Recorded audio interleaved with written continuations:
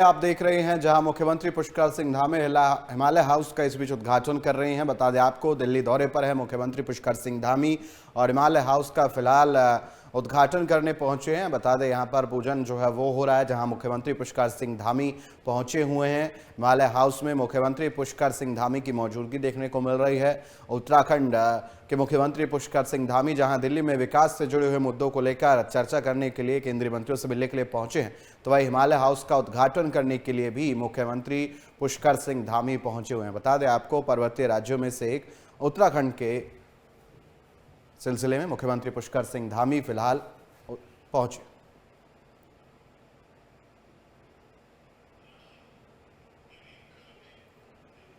और मुख्यमंत्री पुष्कर सिंह धामी दिल्ली दौरे पर है। बावजूद इसके सीएम धामी ने वीडियो कॉन्फ्रेंसिंग के जरिए अधिकारियों के साथ बैठक की है।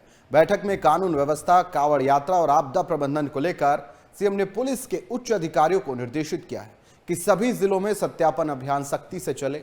वहीं सीमाओं पर चौकसी लगातार बनी रहे और अतिक्रमण के विरुद्ध जो है लगातार कार्रवाई जारी रहे। कांवड़ यात्रा मार्ग पर सीसीटीवी के जरिए से निगरानी भी सुनिश्चित की जाए और यातायात नियंत्रण प्रणाली प्रभावी जो है बनाई जाए। साथ ही उन्होंने आपातकालीन परिस्थितियों से निपटने के लिए हेली एम्बुलेंस सेवा की उपलब्धता करवाने की भी बात कही है।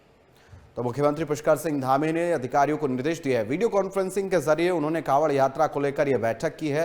दिल्ली में है मुख्यमंत्री पुष्कर सिंह धामी, 2 दिवसीय यात्रा पर दिल्ली पहुंचे हुए हैं और वहां उन्होंने वीडियो कॉन्फ्रेंसिंग के जरिए कांवड़ यात्रा को लेकर एक बड़ी बैठक जो है ली है, जिसके अंदर कांवड़ यात्रा से जुड़े हुए तमाम निर्देश भी जो है वो अधिकारियों को मुख्यमंत्री पुष्कर सिंह धामी ने दिए। तो फिलहाल कांवड़ यात्रा को लेकर संबंधित विभाग के अधिकारियों के साथ मुख्यमंत्री पुष्कर सिंह धामी की बैठक हो रही है। इस बैठक में यह बैठक हुई है जिसके अंदर मुख्यमंत्री पुष्कर सिंह धामी ने दिल्ली से कॉन्फ्रेंसिंग के जरिए, वीडियो कॉन्फ्रेंसिंग के जरिए बैठक ली। चलिए, इसी खबर पर तमाम जानकारी के लिए प्रोक्ष चौधरी हमारे सहयोगी हमारे साथ जुड़ चुके हैं, उनका रुख करेंगे। प्रोक्ष, दिल्ली में है मुख्यमंत्री पुष्कर सिंह धामी, फिलहाल 2 दिवसीय यात्रा पर पहुंचे हैं और यहीं से उन्होंने कांवड़ यात्रा को लेकर वीडियो कॉन्फ्रेंसिंग के जरिए बैठक ली है। ये बैठक किस तरह अहम रही है और क्या कुछ इस बैठक में फैसले जो है वो लिए गए हैं? बिल्कुल रोहित, देखिए, पुष्कर सिंह धामी ने एक समीक्षा बैठक जो है वो दिल्ली से वीडियो कॉन्फ्रेंसिंग के जरिए ली है और इस बैठक के अंदर प्रशासनिक अमले से लेकर पुलिस विभाग के जो अधिकारी है वो इस बैठक के अंदर मौजूद रहे थे। और बैठक का एजेंडा एक ही, क्योंकि कांवड़ यात्रा शुरू हो रही है और उसको लेकर ये पूरी की पूरी समीक्षा बैठक की गई और समीक्षा की गई है पूर्व वर्षों, यानी कि पहले जिस तरीके की इंतजाम किए गए थे सरकार की तरफ से और पुलिस विभाग की तरफ से, उसकी समीक्षा की गई है। उसके मद्देनजर क्या बदलाव किए जाए इस वर्ष की कांवड़ यात्रा को लेकर, इसलिए ये प्रशासनिक बैठक जो है मुख्यमंत्री की तरफ से की गई है।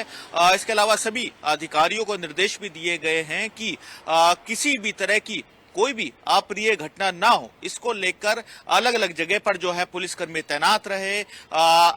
आपराधिक जो किस्म के जो लोग होते हैं वो इसमें विघ्न न डाले कांवड़ यात्रा के अंदर, इसको लेकर पुलिस विभाग के अधिकारियों को क्लियर कर दिया गया है कि हर 100 से 200 मीटर पर जो है तमाम पुलिसकर्मी मौजूद रहेंगे। अगर आग जैसी हालात बनते हैं तो उसके लिए भी जो फायर ब्रिगेड के अधिकारी है उनको हर थोड़े थोड़े एरिया बाद जो है फायर ब्रिगेड की जो गाड़ियां है वो तैनात करनी होगी, एम्बुलेंस जो है मौके पर रखनी होगी और साथ ही साथ जो कांवड़िए हरिद्वार पहुंचेंगे गंगा जल लेने के लिए, उनको साफ तौर पर कोई भी लाठी, डंडे या नुकीली चीज लाने की इजाजत नहीं होगी। इसके लिए प्रदेश सरकार शुरू से ही जो प्रचार है वो होर्डिंग्स के माध्यम से कर रही है। इसके अलावा कोई भी अगर किसी भी तरह की आतंकी हमला अगर होता है तो उससे बचने के लिए एटीएस को भी जो है वो मौके पर लगाया जाएगा, यानी कि चाहे सफाई की व्यवस्था हो, स्वास्थ्य की व्यवस्था हो या खाने पीने के पदार्थ की व्यवस्था हो, तमाम इन सब चीजों को लेकर पुष्कर सिंह धामी की तरफ से ये वीडियो कॉन्फ्रेंसिंग की बैठक की गई है प्रशासनिक और पुलिस अधिकारियों के साथ। एजेंडा एक ही है कि सकुशल पूरी कांवड़ यात्रा जो है वो चल सके, जो कांवड़ियां है वो आराम से पहुंचे, पूरी व्यवस्था बनाई जा सके और व्यवस्था के अंदर कोई भी किसी भी तरह की कोई भी घटना घटना ना घटे, इसको लेकर ये पूरी की पूरी समीक्षा बैठक की गई है और समीक्षा की गई है पूर्व के समय में जो काम किए गए, जो इंतजाम रहते थे, उसको लेकर की गई है। तो इसी को लेकर आज ये पुष्कर सिंह धामी ने वीडियो कॉन्फ्रेंसिंग के जरिए बैठक की है। रोहित, अप्रोक्ष, क्योंकि हम देख रहे हैं चारधाम यात्रा भी उत्तराखंड में चल रही है और कांवड़ यात्रा भी अब शुरुआत होने जा रही है। ऊपर से हम देख रहे हैं कि प्राकृतिक आपदाएं भी उत्तराखंड में अग्रसर है। बहुत परेशानियां जो है वो चारधाम यात्रा से भी लेकर और अब कांवड़ यात्रा है तो बड़ी परेशानियां खड़ी कर रही है। तो इस तरह की परिस्थितियों को भी कैसे सुलझाया जाए, चारधाम यात्रा को बेहतर किया जाए कैसे, और इन तमाम परिस्थितियों के बीच यात्रा को सुचारू रूप से कैसे चलाया जाए, क्या ये भी इस बैठक में आज चर्चा हुई है? बिल्कुल, देखिए, क्योंकि कांवड़ को लेकर ये यात्रा हुई है और हमने देखा है, जैसे आपने जिक्र किया कि पहाड़ों में बारिश हो रही है और बारिश की वजह से जल स्तर भी बढ़ गया है। और क्योंकि गंगा किनारे जो है पूरा का पूरा हरिद्वार बसा हुआ है, वहीं पर पहुंचते पूरे सभी कांवड़िया और जल लेते, गंगा जल लेते हैं वहां से। तो वहां पर कोई भी, क्योंकि जब स्नान करते हैं कोई भी डूबने जैसी स्थिति ना बने, तो इसको लेकर एनडीआरएफ और एसडीआरएफ तो मौके पर तैनात रहेगी। साथ ही साथ गोताखोरों को भी जो है मौके पर तैनात रहने की हिदायत जो है वो मुख्यमंत्री पुष्कर सिंह धामी की तरफ से दिए गए हैं। आपने जिक्र किया चार धाम यात्रा की, यात्रा चल रही है, सकुशल चले। हमने देखा कहीं कहीं बादल फटने की जो खबर है वो भी सामने आई थी और लैंडस्लाइडिंग की भी खबर आई थी। तो उसको लेकर भी मुख्यमंत्री ने तमाम दिशा निर्देश दिए हैं कि अगर ऐसी घटना होती है तो उस समय में जो प्राथमिक काम है वो किस तरीके से किया जाए, उसके दिशा निर्देश दिए गए हैं। लेकिन आज की बैठक अहम रही है कांवड़िया को लेकर, क्योंकि कांवड़ यात्रा निकल रही है। और हमने देखा भी कि खाली उत्तराखंड नहीं, उत्तर प्रदेश सरकार की बात करें, दिल्ली की बात करें, हरियाणा की बात करें, तमाम सरकारों की तरफ से कांवड़ यात्रा पूरी सकुशल निकल सके, कांवड़िया अपने गंतव्य स्थान तक पहुंच सके सकुशल, इसको लेकर इंतजाम कर रहे हैं। जो शिविर लगाए जा रहे हैं उनको भी निर्देश दिए गए हैं कि आप शिविरों के अंदर उच्च कोटि के जो खाद्य पदार्थ है वो वहां पर रखे। इसके साथ साथ हेल्थ से रिलेटेड अगर कोई इशू होता है तो तुरंत एम्बुलेंस से जो है उनको हॉस्पिटल पहुंचाया जा सके, फर्स्ट एड दिया जा सके। तो इस तरीके के तमाम दिशा निर्देश जो है पुष्कर सिंह धामी की तरफ से दिए गए, अन्य जो राज्य सरकार है उनकी तरफ से दिए गए हैं। अप्रोक्ष, एक तरफ हम देख रहे हैं मुख्यमंत्री पुष्कर सिंह धामी दिल्ली में हैं, लेकिन वीडियो कॉन्फ्रेंसिंग के जरिए कांवड़ यात्रा को लेकर संबंधित विभाग के अधिकारियों से उन्होंने चर्चा की। दूसरी तरफ उत्तर प्रदेश में मुख्यमंत्री योगी आदित्यनाथ ने बैठक बुलाई है। हरियाणा, उत्तर प्रदेश और उत्तराखंड के तमाम अधिकारियों की, वो भी कांवड़ यात्रा से जुड़ी हुई है। तो उत्तराखंड से भी अधिकारी जो है वो यूपी में जाएंगे जहां मुलाकात होनी है, बैठक होनी है मुख्यमंत्री के साथ। क्या उस मुलाकात को लेकर भी इस चर्चा में उस मुद्दे को शामिल किया गया है कि आखिर क्या कुछ व्यवस्थाएं हैं, उसकी जानकारी वहां देनी है, उसको लेकर भी चर्चा हुई है? बिल्कुल, देखिए, क्योंकि दो राज्य है, उत्तराखंड और उत्तर प्रदेश की सीमाएं लगती है और हरियाणा की सीमाएं लगती है। तो ऐसे में कांवड़िए अलग अलग राज्यों से, चाहे वो दिल्ली हो, चाहे वो हरियाणा हो, चाहे वो उत्तर प्रदेश हो, तमाम राज्यों से जो कांवड़िया है वो उत्तराखंड पहुंचते हैं और वहां पर पहुंच के जो मनोकामना है वो मांगते हैं। इसके साथ साथ गंगा जल लेके वहां से निकलते हैं। तो ये पूरी व्यवस्था सकुशल बनी रहे, आपसी तालमेल राज्यों के अंदर बना रहे, इसी को लेकर ये राज्यों की बैठकें होती है। उसमें सभी जो राज्य होंगे उनकी तमाम जो प्रशासनिक अधिकारी है वो उस बैठक के अंदर मौजूद रहेंगे और बैठक के अंदर एजेंडा यही सेट किया जाएगा कि जब उत्तराखंड से उत्तर प्रदेश के अंदर जब कांवड़िए दाखिल होंगे और उत्तर प्रदेश से दिल्ली के अंदर, दिल्ली से हरियाणा के अंदर जब दाखिल होंगे तो उनको किसी तरीके की कोई दिक्कत ना है, चाहे वो उनके स्वास्थ्य से जुड़ी हुई हो, चाहे उनके खाने पीने से जुड़ी हुई हो, या फिर जो लॉ एंड ऑर्डर की स्थिति हो, उसको लेकर जो है ये तमाम बैठकें होती है। हमने अमूमन देखा भी है रोहित के जब कांवड़ यात्रा निकलती है, कांवड़िए सड़क पर पहुंचते हैं तो उनके लिए अलग से रूट बनाया जाता है। लेकिन कुछ अराजक तत्व जो होते हैं वो इस पूरे कांवड़ यात्रा के अंदर दखल देने की कोशिश करते हैं, लॉ ऑर्डर की जो स्थिति है उसको बिगाड़ने की कोशिश करते हैं। तो उस पूरी स्थिति पे नजर बनाई जा सके, इसको लेकर ये अधिकारियों की बैठक हुई है। आगे भी अन्य राज्यों की जो आपसी तालमेल बनाने को लेकर अधिकारियों की बैठक है वो भी होनी है। मुद्दा एक ही है कि लॉ एंड ऑर्डर की सिचुएशन बनी रहे, जो कांवड़िए आएंगे उनके स्वास्थ्य से जुड़े जो तमाम मुद्दे हैं वो उसके अंदर डिस्कशन होंगे। इसके अलावा जो खाद्य पदार्थ इस्तेमाल होने हैं कांवड़ियों के लिए, चाहे वो फलहार हो या अन्य हो, वो उच्च कोटि के हो, तो इन तमाम चीजों को लेकर ये बैठक होनी है। आगे अगर लॉ एंड ऑर्डर की स्थिति बनती है, कहीं पर कोई अराजक तत्व आके कोई लॉ एंड ऑर्डर की स्थिति को बिगाड़ता है, तो उस समय पर किस तरीके से शांति बनाए रखनी है, उस स्थिति को कैसे संभालना है, ये सब दिशा निर्देश जो है बैठकों के अंदर दिए जाएंगे। आज की जो बैठक हुई है उत्तराखंड के मुख्यमंत्री पुष्कर सिंह धामी की, उन्होंने भी इस बैठक के अंदर इन तमाम बातों का जिक्र किया है। पूर्व के वर्षों के अंदर जो व्यवस्थाएं रही है, उन व्यवस्थाओं आज की बैठक के अंदर और किस तरीके से खास किया जा सकता है कांवड़ियों के लिए, क्या पिछली बार से नए बदलाव किए जा सकते हैं और पिछली बार क्या कमी रह गई थी जो अब की बार ना हो। तो ये पूरी समीक्षा बैठक होती है, समय समय पर होती है। दिल्ली में आए हुए हैं पुष्कर सिंह धामी और यहीं से वीडियो कॉन्फ्रेंसिंग से जब कांवड़ यात्रा की पूरी समीक्षा बैठक कर रहे हैं, तो आप इसी से अंदाजा लगा सकते हैं कितने संवेदनशील उत्तराखंड की सरकार है, उत्तराखंड के मुख्यमंत्री पुष्कर सिंह धामी है। और इसीलिए ये पूरी की पूरी बैठक आयोजित की गई। तमाम पुलिस अधिकारी, प्रशासनिक अधिकारी इस बैठक के अंदर मौजूद रहे। कांवड़ियों की जो यात्रा शुरू होने वाली है वो सकुशल आराम से निकल सके, कांवड़िये अपने स्थान पर, गंतव्य स्थान पर शांति से पहुंच सके। उनके लिए कैसे अलग से रूट बनाना है ताकि जो यातायात व्यवस्था है वो भी बरकरार बना रहे और उसके साथ साथ कांवड़ियों को भी कोई दिक्कत ना हो। तो इसी को लेकर ये आज की बैठक की गई है। तमाम पहलू थे जो इस बैठक में डिस्कस किए गए हैं। बहुत बहुत शुक्रिया आपका तमाम जानकारी के लिए प्रोक्ष। तो फिलहाल मुख्यमंत्री पुष्कर सिंह धामी ने कांवड़ यात्रा को लेकर यह बड़ी बैठक ली है वीडियो कॉन्फ्रेंसिंग के जरिए और सीधा अधिकारियों को निर्देश दिए हैं कि बैठक के बाद की तमाम तरह की व्यवस्था की जाए और किसी भी तरह की कोताही जो है सुरक्षा में ना बरती जाए।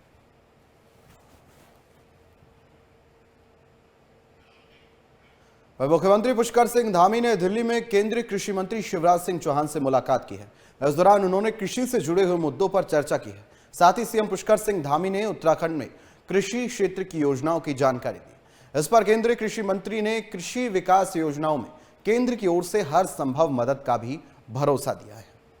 उत्तराखंड में मानसून आने के बाद चारधाम यात्रा की संख्या में कमी आई है, लेकिन अब तक चारों धामों के साथ हेमकुंड साहिब में 38 लाख से ज्यादा श्रद्धालु दर्शन कर चुके हैं। इनमें सबसे ज्यादा केदारनाथ धाम में 13 लाख से ज्यादा श्रद्धालुओं ने दर्शन किए।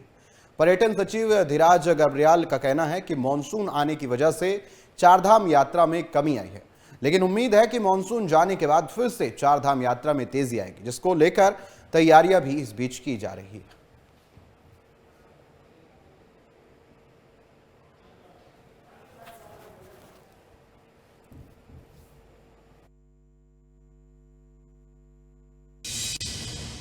यात्रा के दृष्टिकोण से अगर आप देखते हैं तो अभी तक टोटल 38 लाख लोगों ने इसमें दर्शन कर दिया। अब संख्या वो कल तक की बता रहा हूँ, आज और बढ़ जाएगी। और ये स्पॉट रजिस्ट्रेशन चारों जगह पे हमारा काम चल रहा है। हरिद्वार में चल रहा है, ऋषिकेश पे 2 जगह पे चल रहा है, हरबटपुर में चल रहा है।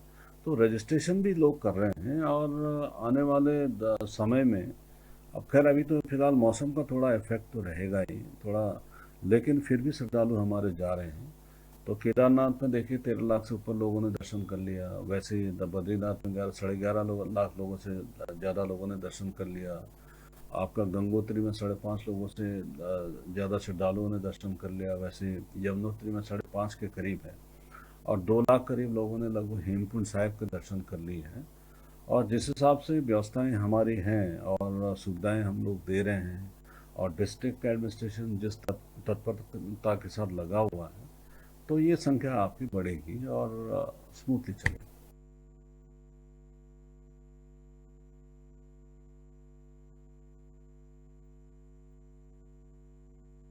इसी पर ज्यादा जानकारी के लिए मनीष डंगवाल हमारे सहयोगी हमारे साथ जुड़े हुए, उनका रुख करेंगे। मनीष, मानसून का सीजन है और चारधाम यात्रा का भी इस वक्त समय चल रहा है, लेकिन आंकड़े बता रहे हैं कि मानसून की दस्तक के साथ साथ चारधाम यात्रा पर असर पड़ रहा है। श्रद्धालुओं की कमी दर्ज की जा रही है। क्या कारण माने? क्या लोगों में अभी क्योंकि पहाड़ों में भूस्खलन या बारिश की वजह से आपदाएं आ रही है, उसका डर है? क्या कुछ कारण कि श्रद्धालुओं का संख्या जो है, श्रद्धालुओं की संख्या वो कम हो गई?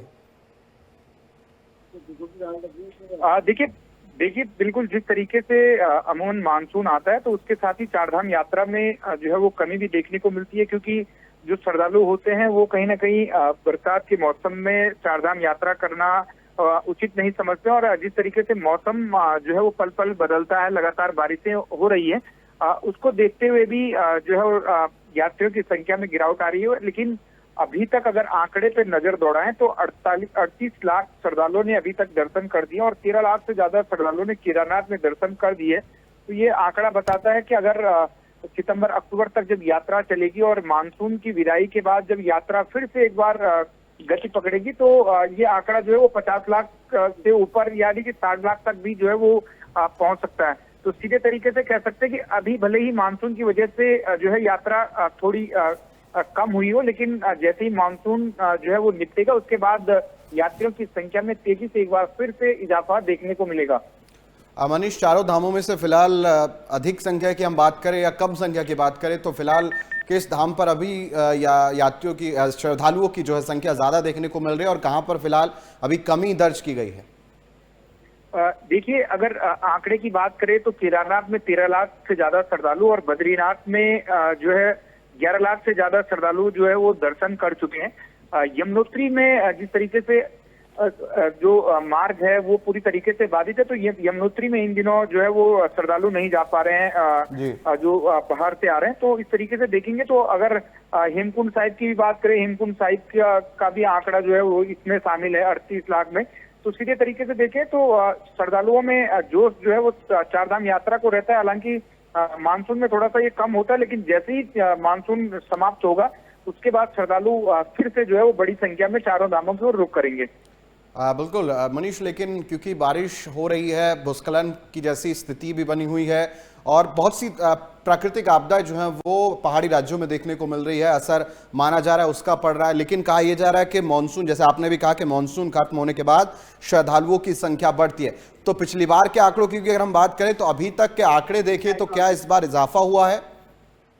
बिल्कुल, अभी तक के आंकड़े में जो देखें तो वो इजाफा हुआ है और अब भले ही उत्तराखंड में जो है वो चारधाम यात्रा में कमी आई हो, लेकिन 11 जुलाई से जो कांवड़ यात्रा शुरू हो रही है तो फिर करोड़ों श्रद्धालु जो है वो कांवड़ यात्रा में आएंगे। तो इस तरीके से देखें तो पूरी तरीके से उत्तराखंड में भले ही जुलाई का महीना अगर आप देखें तो जुलाई और अगस्त के महीने में बड़ी तादाद में जो है वो अब शिव भक्त जो है वो उत्तराखंड का रुख करेंगे। और केदारनाथ की बात करें तो पहले केदारनाथ जो है वो जलाभिषेक के लिए सावन के महीने में लोग कम जाते थे, लेकिन अब कांवड़िये जो है वो बड़ी तादाद में केदारनाथ में भी जो है वो जल चढ़ाने पहुंच रहे हैं। तो अब देखेंगे तो धीरे धीरे जैसे जैसे सावन का महीना आगे बढ़ेगा श्रद्धालुओं की संख्या में चारधाम में थोड़ा सा गिरावट भले ही दर्ज होगी, लेकिन जो कांवड़ यात्रा के तौर पर जो है वो कई करोड़ जो श्रद्धालु हैं वो उत्तराखंड पहुंचेंगे। उन्हीं को लेकर जो है वो व्यवस्थाओं को दुरुस्त करने की जिम्मेदारी अब जो है वो प्रशासन पर है। और मुख्यमंत्री पुष्कर सिंह धामी ने जो आज बैठक की है उसमें भी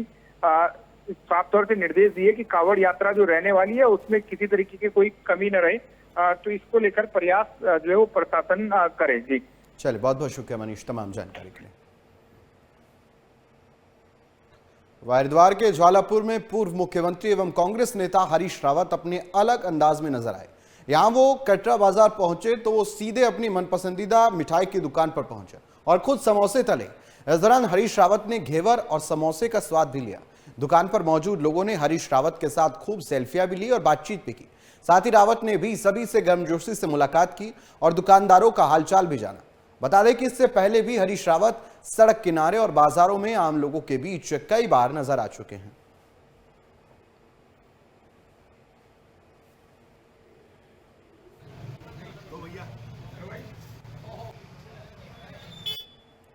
वह उत्तराखंड के कई जिलों में लगातार बारिश का सिलसिला जारी है। चमोली जिले में बारिश के बाद लैंडस्लाइड की वजह से लोगों को काफी परेशानियों का सामना करना पड़ रहा है।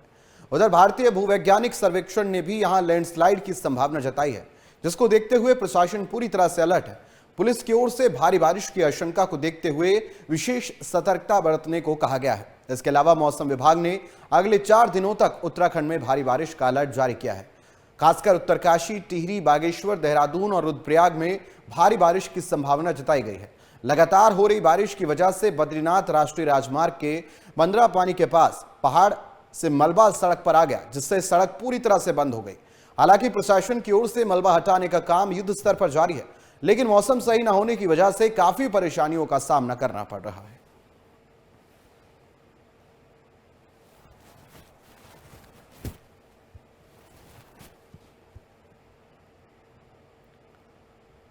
वहीं चमोली के सेरा गांव में मूसलाधार बारिश ने लोगों की परेशानी को बढ़ा दिया है। बारिश के बाद मलबा आने से 2 गौशालाओं को भारी नुकसान पहुंचा है। साथ ही घरों में मलबा आने से लोगों को अपने घरों से बेघर होना पड़ा। हालात को देखते हुए प्रशासन की टीम ने गांव का मुआयना किया। मामले को गंभीरता से लेते हुए जिलाधिकारी संदीप तिवारी के निर्देश पर तहसील प्रशासन की टीम घटनास्थल पर पहुंची। साथ ही जिलाधिकारी ने आपदा प्रभावितों को तत्काल राहत देने के निर्देश दिए।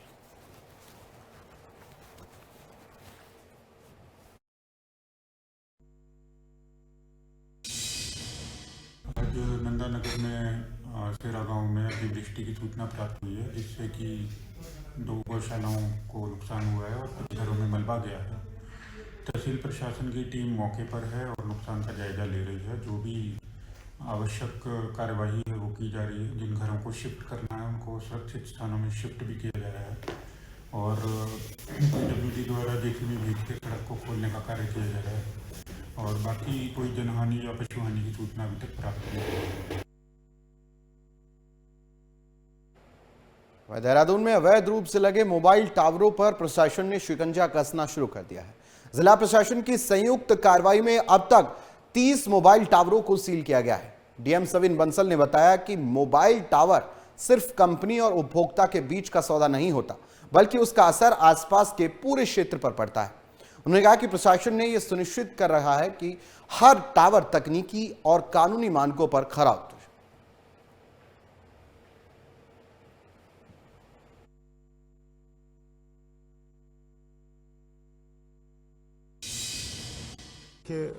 मोबाइल टावर सिर्फ कंपनी और इंटेंडेड कंज्यूमर्स के बीच की ट्रांजैक्शन नहीं है, वो कम्युनिटी एज अ होल को अफेक्ट करती है, स्टेट एज अ होल को अफेक्ट करती है। यदि अनसेफ भवन पे कोई मोबाइल टावर लग रहा है तो वो न सिर्फ उस भवन स्वामी के लिए बल्कि पूरे नेबरहुड के लिए एक हज़ार्ड है। उसमें अगर कोई भी अनटोवर्ड इंसिडेंट हो गया तो कई सारा क्षेत्र और फैमिलीज इफेक्ट होंगी। सेकेंडली, अगर वो सरफेस पे भी लग रहा है, ज़मीन पे भी लग रहा है और उसका रजिस्टर्ड एग्रीमेंट नहीं है तो स्टेट को राजस्व की हानि हो रही है, क्योंकि वो स्टैंप शुल्क, रजिस्ट्रेशन शुल्क जमा नहीं कर पा रहा है। देहरादून आरटीओ में गाड़ियों की फाइलों के कंप्यूटरीकरण की कार्रवाई शुरू कर दी गई है। मौजूदा वक्त में आरटीओ दफ्तर में पुराने वाहनों की हजारों फाइलें जमा हैं। इन्हें कंप्यूटरीकृत करने के लिए विभाग 5 करोड़ रुपए मंजूर करता है। अधिकारियों ने बताया कि पूरा डाटा कंप्यूटरीकृत होने के बाद फाइलों को नष्ट कर दिया जाएगा। इसके बाद वाहन ट्रांसफर कराने, आरसी के नवीनीकरण, फिटनेस और टैक्स जैसे काम कंप्यूटर के जरिए होंगे। परिवहन विभाग की माने तो फाइलें कंप्यूटरीकृत होने में लगभग 1 साल लगेगा। वही मौजूदा वक्त में सभी नए वाहनों का डाटा ऑनलाइन ही फीड किया जा रहा है, लेकिन आरटीओ कार्यालय में फाइलों का भंडार अभी भी लगा हुआ है।